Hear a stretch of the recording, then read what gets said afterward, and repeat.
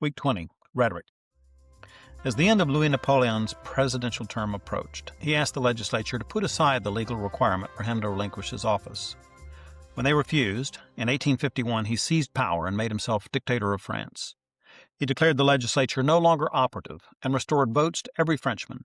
Then he asked them for a national vote of confidence, which he received. Napoleon ruled with strict suppression of liberal freedoms for the first years of his reign. There was no freedom of speech, either throughout the country or within the government. A year later, through another vote, the French people reestablished the French Empire.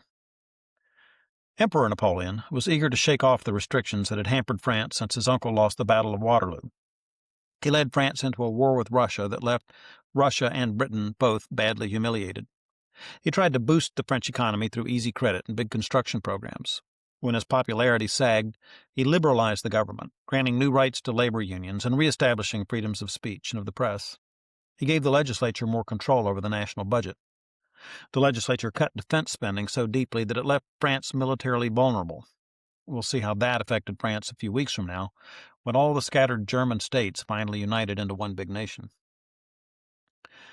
The Crimean War had a big impact on several of the great powers of Europe.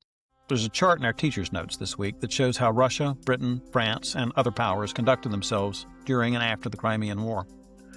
Russia and Great Britain were so humiliated that they both pulled back from European politics after the war. France established a brand new friendship with Britain as a result, and the restrictions that had been imposed on France at the Congress of Vienna in 1815 were lifted.